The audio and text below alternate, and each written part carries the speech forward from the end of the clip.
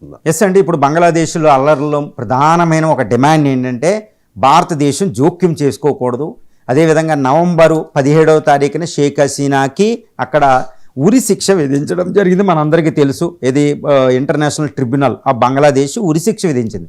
కాబట్టి షేక్ హసీనాని ఈ బంగ్లాదేశ్కి అప్పగించాలి అనే ఒక డిమాండ్ అక్కడ తలెత్తుతుంది. అసలు ఇప్పుడు ప్రాబ్లం అంతా ఎందుకు వచ్చింది అంటే షేక్ హసీనా ఢిల్లీలో మనం ఆశ్రయం ఇవ్వడం వల్లే అనేది ఒకటి తలెత్తుతుంది. మరి షేక్ హసీనాని బంగ్లాదేశ్కి అప్పగించాలంటే ఇంపాసిబుల్. అంటే భారతదేశం అప్పగిస్తే ఆ శక్తులకి, ఆ భారత వ్యతిరేక ఇస్లామిక్ శక్తులకి మనం లొంగిపోయినట్టు అవుతుంది. అది చాలా రాంగ్ మెసేజ్ అవుతుంది. భారతదేశంలో మిగిలిన నైబరింగ్ కంట్రీస్ ఎవరూ కూడా మనల్ని నమ్మరు ఆ నేతలు భవిష్యత్తులో.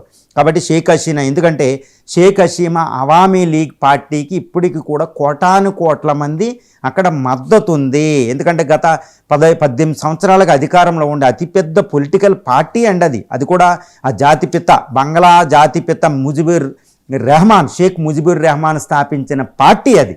ఆ పార్టీకి ఇప్పుడు సుమారు 4-5 కోట్ల మంది కేడర్ అక్కడ ఉంది. మరి అలాంటి పార్టీ నేతకు అంత సపోర్ట్ ఉండగా మనం ఆవిడ్ని సింపుల్గా అప్పచెప్పితే లొంగిపోయినట్టు. కాబట్టి షేక్ హసీనాని మనం అప్పగించడానికి లేదు.